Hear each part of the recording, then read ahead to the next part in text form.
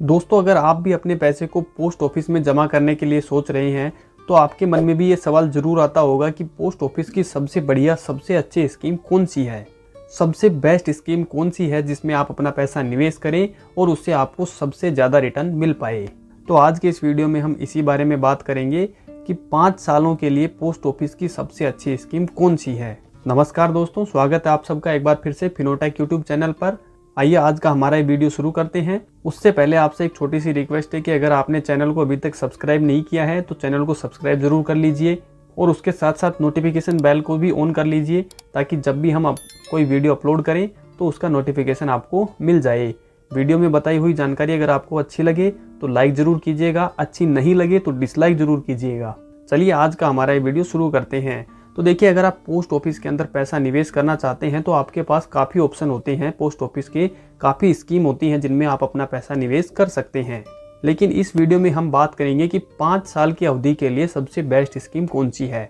वैसे आप अगर देखेंगे तो पोस्ट ऑफिस में आपको ढेर सारी स्कीम मिलेंगी। 1 साल के लिए आप फिक्स डिपॉजिट करवा सकते हैं, 2 साल, 3 साल, 5 साल के लिए करवा सकते हैं, 5 साल की आरडी करवा सकते हैं।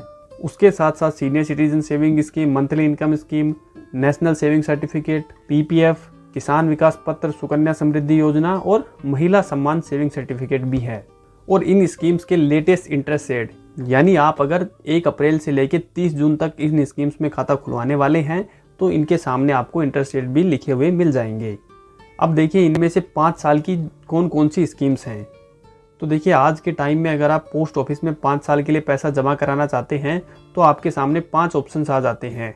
नेशनल सेविंग सर्टिफिकेट है, मंथली इनकम स्कीम है, 5 साल की एफडी है, 5 साल की आरडी है और सीनियर सिटीजन सेविंग स्कीम है।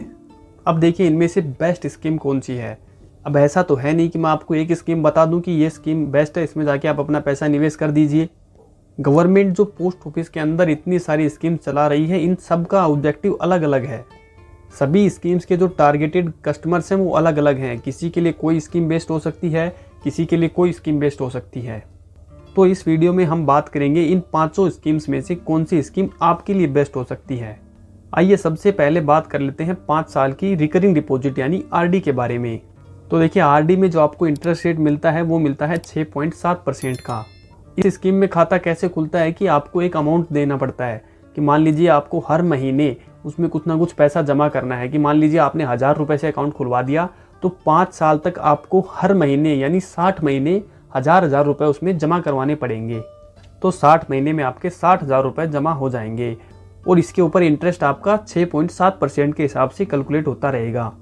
और 5 साल के बाद आपको अपना प्रिंसिपल अमाउंट और इंटरेस्ट अमाउंट दोनों मिल जाएंगे। तो रिकरिंग डिपॉजिट का ऑब्जेक्टिव मैं समझता हूँ कि आपको समझ में आ गया होगा कि हर महीने आपको उसमें पैसा जमा करना है और 5 साल पूरे होने के बाद आपको 6.7% के इंटरेस्ट रेट के साथ आपका जो प्रिंसिपल अमाउंट है, जितना भी आपका 60 महीने में बनता है, वो मिल जाएगा। टीडीएस कोई भी आपका काटा नहीं जाएगा, ना कोई टैक्स बेनिफिट मिलेगा। जितना भी पैसा आप जमा करेंगे वो पूरा का पूरा आपको मिल जाएगा। तो ये बात हो गई रिकरिंग डिपॉजिट की, यानी अगर कोई व्यक्ति ऐसा है जिसको हर महीने कुछ ना कुछ पैसा उसमें जमा कराना है, उसके पास हर महीने पैसा आता रहता है, तो वो इस स्कीम में अपना खाता खुलवा सकता है। रिकरिंग डिपॉजिट अच्छी स्कीम हो सकती है उसके लिए। इंटरेस्ट रेट काफ़ी कम है इसमें, लेकिन फिर भी अगर आप इसमें निवेश करना चाहते हैं, हर महीने कुछ पैसा आप अपना जोड़ के कुछ लमसम अमाउंट बड़ा बनाना चाहते हैं 5 साल के बाद, तो आप अपना पैसा इसमें निवेश करके रख सकते हैं। अब बात कर लेते हैं मंथली इनकम स्कीम यानी MIS स्कीम की। इस स्कीम में क्या है कि जो हमने अभी रिकरिंग डिपॉजिट की बात करी, इसका बिल्कुल उल्टा है।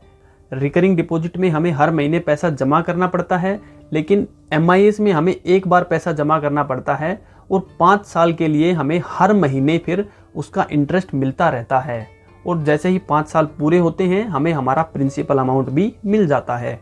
इस स्कीम में आप मिनिमम 1000 रुपये से अपना खाता खुलवा सकते हैं और एक व्यक्ति इसमें मैक्सिमम 9 लाख रुपए जमा करवा सकता है। जॉइंट अकाउंट आप अगर इसमें ओपन करवाना चाहते हैं तो आप मैक्सिमम 15 लाख रुपए जॉइंट अकाउंट में इसमें जमा करवा सकते हैं। अब मान लेते हैं कि आपने 9 लाख रुपए का एक अकाउंट खुलवा दिया, तो उस पर आपको इंटरेस्ट कितना मिलेगा, 7.4% के हिसाब से आपको इंटरेस्ट मिलेगा और जो इंटरेस्ट का आपका अमाउंट बनेगा वो आपको हर महीने मिलता रहेगा। और ये कितना अमाउंट बनेगा, ये लगभग 5,500 रुपये यानी 5,550 रुपये बनेगा। तो 5,550 रुपये आपको मिलते जाएंगे हर महीने इस स्कीम से कब तक मिलेंगे? पूरे 5 साल तक के लिए आपको मिलेंगे। यानी कि 60 महीने तक आपको ये पैसा मिलेगा और 60 महीने के बाद आपको आपका 9 लाख रुपए भी वापस मिल जाएगा। तो आपके पास अगर कुछ लमसम पैसा पड़ा है जिसको आप एक सिक्योर इन्वेस्टमेंट में डालना चाहते हैं, तो ये आपके लिए एक अच्छा ऑप्शन है कि आप उसमें 9 लाख रुपए जमा करवा दीजिए और आपको हर महीने 5,500 रुपये मिलता रहेगा।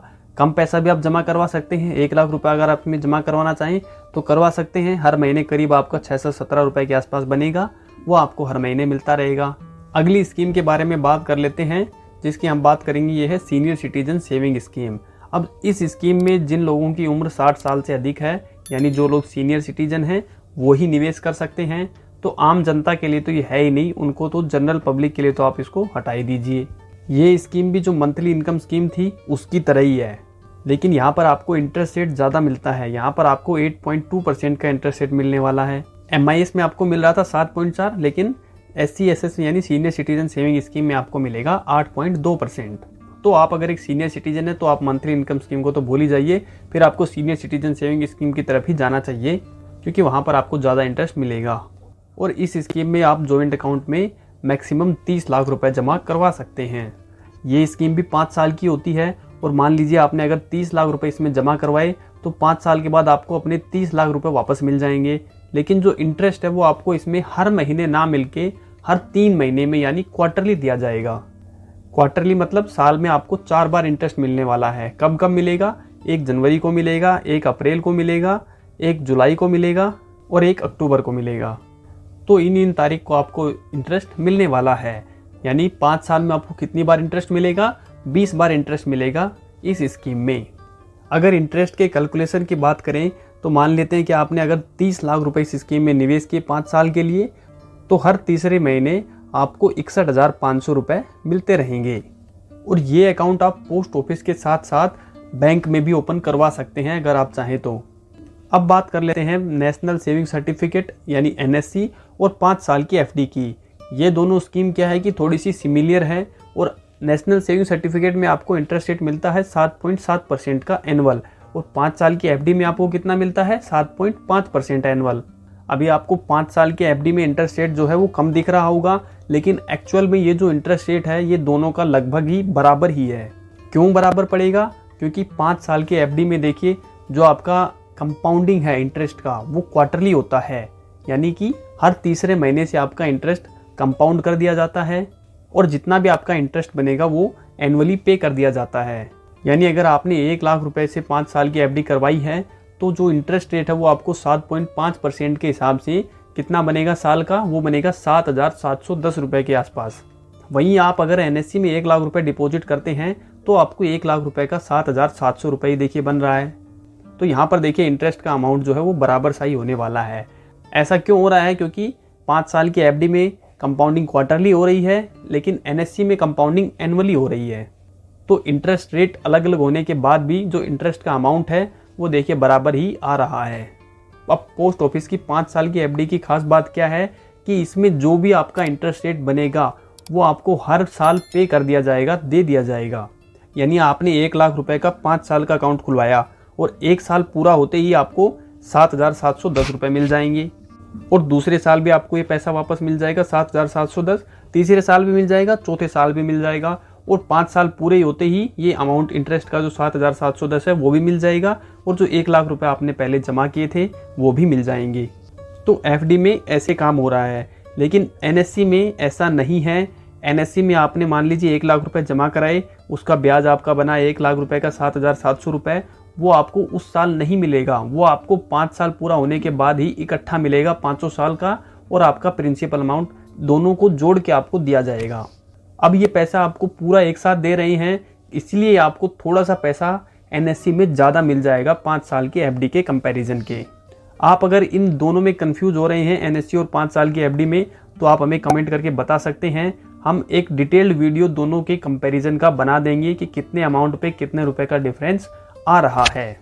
तो आपके पास यहाँ पर ऑप्शन है, अगर आप चाहते हैं कि आपको हर साल पैसा चाहिए तो आप 5 साल की FD में जमा करा सकते हैं, और आप अगर ये चाहते हैं कि पैसा आपका 5 साल के लिए पड़ा रहे, 5 साल के बाद आपको एक साथ मिले, तो फिर आप NSC में भी जमा करवा सकते हैं।